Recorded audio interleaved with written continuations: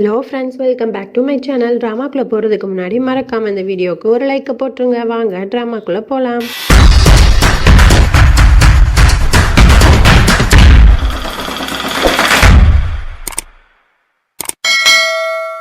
Starting சைடில் நம்ம ரதன் சிங் வந்து தியாவை பிடிச்சி இழுத்துட்டு வந்துட்டு இருக்கான்.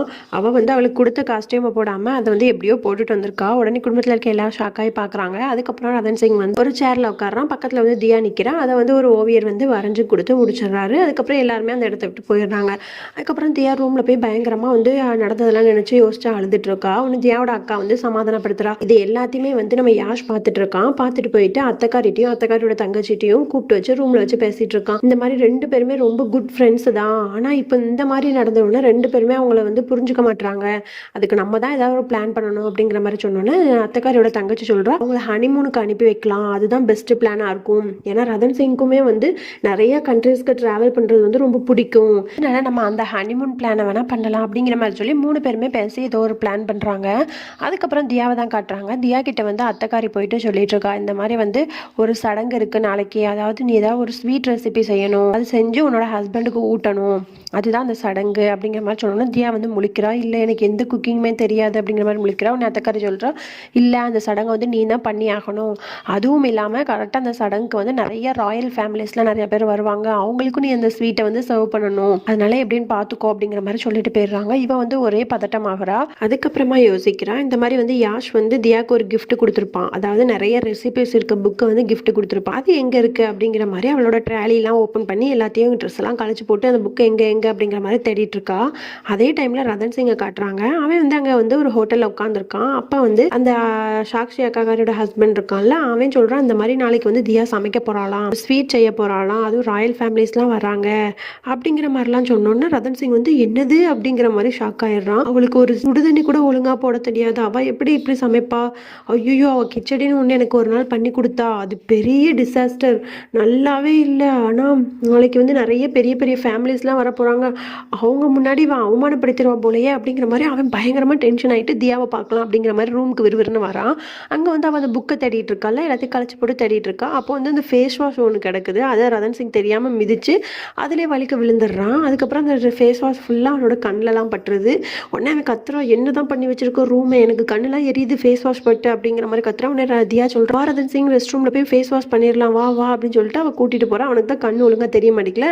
உடனே தியா வந்து கழுவி விடுறான். இவனுக்கு கண்ணு எரியுது. டக்குன்னு வந்து வலிக்கு பாத்ரூம்ல கீழேயும் விழுந்துடுறான். உடனே தியா சொல்றா, ரதன் சிங் கை கூட நான் அவனை தூக்கி விடுறேன் அப்படிங்கிற மாதிரி சொல்லிட்டு ரதன் சிங்கை தூக்க போறான். பார்த்தா தியா வலிக்கு ரதன் சிங் மேலேயே விழுந்துடுறான்.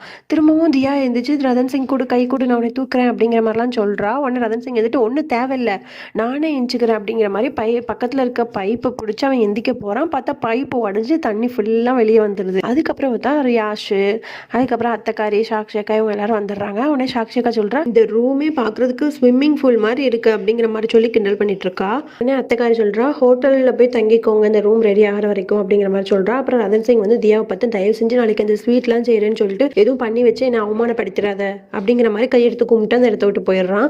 உடனே அத்தக்காரி வந்து தியா கிட்ட பேசுறா, நீ வந்து நாளைக்கு எந்த தப்பும் பண்ணாமல் நல்லபடியாக வந்து எல்லாம் பண்ணி கொடு, ஆனால் அதை நீ தான் பண்ணி ஆகணும், அது கண்டிப்பான ஒரு சடங்கு, அதனால அது வேற யாரும் பண்ணக்கூடாது, எந்த தப்பும் நடக்காம நீ பார்த்துக்கோ அப்படிங்கிற மாதிரி சொல்லிட்டு அவளும் அந்த இடத்த விட்டு போயிடுறா. அதுக்கப்புறம் ரதன் சிங்கும் அத்தக்காரி பேசிட்டு இருக்காங்க. அப்போ ரதன் சிங் சொல்றான், அவளுக்கு ஈஸியான ஹல்வா, லட்டு இதை தான் செய்வா பாருங்க, வேற எந்த டிஷ்ஷும் செய்ய தெரியாது. அந்த ராயல் ஃபேமிலிஸ் எல்லாருமே வந்து கொஞ்சம் ஃபாரின்லேருந்து வர்றவங்க, அப்போ அவங்க வந்து டிஃப்ரெண்ட்டான ஸ்வீட் தானே எதிர்பார்ப்பாங்க அப்படிங்கிற மாதிரிலாம் தியாவை ரொம்ப மட்டும் தட்டி பேசிட்டு அந்த இடத்த விட்டு போயிடுறான். உடனே இது எல்லாத்தையுமே தியா மாடியிலேருந்து கேட்டுட்டு இருக்கான். உடனே தியா சொல்றா, ரதன் சிங் நான் கண்டிப்பாக நாளைக்கு உனக்கு பிடிச்ச ஃபேவரட்டான திராமிசு கேக் தான் பண்ண போறேன் பாரு அப்படிங்கிற மாதிரி சொல்லிட்டு அவன் ரூமுக்கு போயிட்டு அந்த புக்கு இருக்கா அப்படிங்கிற மாதிரி தேடிட்டு இருக்கா. பார்த்தா அந்த வீடு ஃபுல்லாக தண்ணியாச்சுல, ரூம் ஃபுல்லாக, அதனால அவளோட ட்ரெஸ்ஸு அந்த புக்கு எல்லாமே நனைஞ்சு போய் டேமேஜ் ஆயிடுச்சு. உடனே அவள் வந்து கிச்சனுக்கு போகிறா. கிச்சனுக்கு போயிட்டு ஃபோன்லேயே ரெசிபிலாம் பார்த்து அவள் வந்து செய்ய ஆரம்பிக்கிறா. நம்ம எப்படியாவது இதை வந்து நம்ம கரெக்டாக கற்றுக்கிட்டு செஞ்சே ஆகணும் அப்படிங்கிற மாதிரி ஒரு வெறியோடையே ரொம்ப ப்ரிப்பேர் பண்ணிகிட்டே இருக்கா.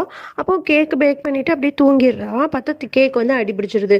ஐயோ இப்படி ஆயிடுச்சு அப்படிங்கிற மாதிரி சொல்லிட்டு திரும்பவும் நம்ம வந்து கிவ் அப் பண்ணவே கூடாது, எப்படியாவது இதை செஞ்சு பார்த்துடணும் அப்படின்னு சொல்லிட்டு திரும்பவும் அவள் வந்து செய்ய ஆரம்பிச்சிடுறா. அப்போ வந்து அவளுக்கு பெர்ஃபெக்டாக வந்துருச்சு. உடனே ரொம்பவே ஹாப்பி ஆயிட்டு ரதன் சிங்க்கு ரொம்ப ஃபேவரட்டான நம்ம திராமிசு கேக்கை வந்து பெர்ஃபெக்டாக பண்ணிட்டோம் அப்படின்னு சொல்லிட்டு அவள் ரொம்ப ஹாப்பியாக இருக்கா. அதுக்கப்புறம் காலையில் ரதன் சிங் ஃபேமிலியாக இருக்க எல்லாரும் உட்காந்துருக்காங்க. அப்போ இந்த ராயல் ஃபேமிலியிலேருந்து வந்திருக்கவங்க எல்லாருமே உட்காந்துருக்காங்க. அப்போ ஸ்வீட்டை கொண்டு வந்து ஒரு பவுலில் கொடுக்குறாங்க எல்லாருக்கும். அப்போ வந்து ரதன் சிங் அதை எடுத்து சாப்பிட்டுட்டு அப்படிங்கிற மாதிரி கத்துறான், பல்லு உடஞ்ச மாதிரி கத்துறான். அப்போ பார்த்தா டக்குன்னு முழிச்சு பார்த்தா அது வந்து கனவு. ரதன் சிங்க்கு வந்து கனவுல கூட தியா வந்து நாளைக்கு சொதப்பிடுவாளோ அப்படிங்கிற மாதிரி வந்துட்டு இருந்திருக்கு.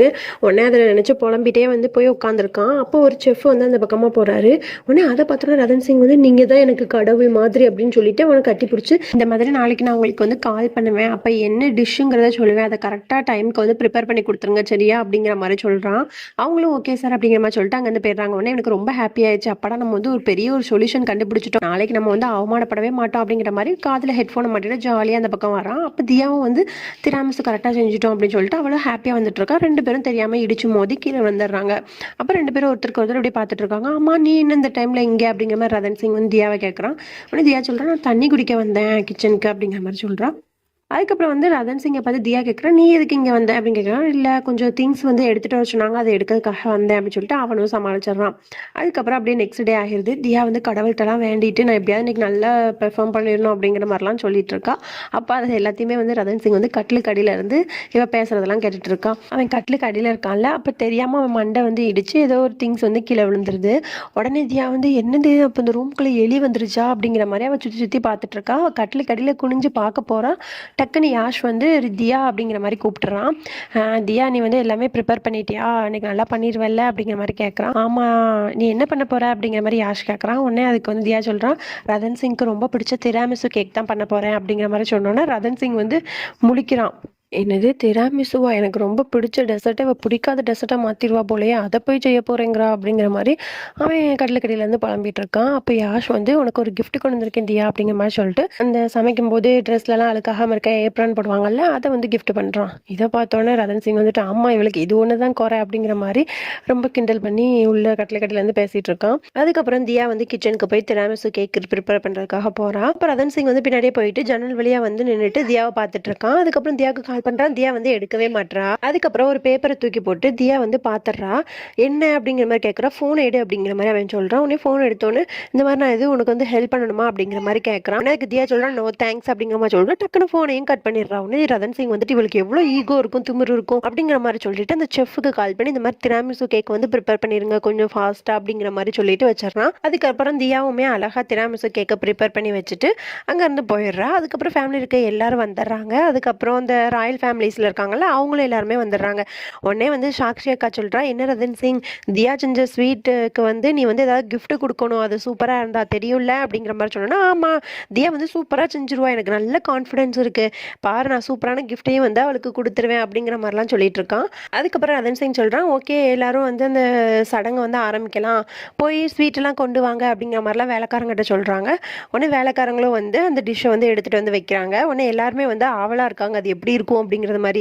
உடனே அத்தைக்காரி சொல்கிறான் அந்த ஸ்வீட் எடுத்து ஃபர்ஸ்ட் வந்து உன்னோட ஹஸ்பண்டுக்கு வந்து நீ ஊட்டணும், அந்த சடங்கு முடிஞ்சதுக்கு அப்புறம் தான் நாங்கள் எல்லாரும் சாப்பிடணும் அப்படிங்கிற மாதிரிலாம் சொல்கிறான். உடனே ஓகே அப்படிங்கிற மாதிரி சொல்லிட்டு தியா வந்து அதை ஓப்பன் பண்ணுறா. பார்த்தா அவ செஞ்ச அந்த திராமிசு கேக்கே இல்லை, இது வந்து வேற மாதிரி இருக்கு. இதை பார்த்தோன்னே தியாவுக்கு வந்து பயங்கரமாக ஷாக் ஆயிருது. உடனே அத்தைக்காரி சொல்கிறா நீ ஊட்டி விட எடுத்து அப்படிங்கிற மாதிரி சொன்னோன்னே அவளும் எடுத்து ரதன் சிங்க்கு ஊட்டி விடுறா. உடனே அவன் சூப்பராக இருக்குது, இந்த மாதிரி ஒரு திராமிசு நான் சாப்பிட்டதே இல்லை, அவ்வளோ டேஸ்ட்டாக இருக்குது அப்படிங்கிற மாதிரிலாம் புகழ்ந்துட்டு அவளுக்கு கொடுக்க வேண்டிய அந்த கிஃப்ட்டையும் கொடுத்துட்றான். அதுக்கப்புறம் வந்து ரதன் சிங் சொல்கிறான் எல்லாரும் எடுத்து சாப்பிடுங்க, இந்த இதை டேஸ்ட் பண்ணி பாருங்கள் நீங்கள் உங்களுக்கு அவ்வளோ பிடிக்கும் அப்படிங்கிற மாதிரிலாம் சொல்லிட்டு எல்லாருக்குமே அதை கொடுத்து சர்வ் பண்ணிட்டு இருக்காங்க. தியாவுக்கு வந்து ஒன்றுமே புரியல, யார் இந்த வேலையை பார்த்துருப்பான்னு தெரியலையே அப்படிங்கிற மாதிரி அவன் முழிச்சுட்டே இருக்கா. ஓகே ஃப்ரெண்ட்ஸ், இதோட நம்ம இந்த பாட்டை முடிச்சுக்கலாம், நாளைக்கு பார்க்கலாம், பாய்.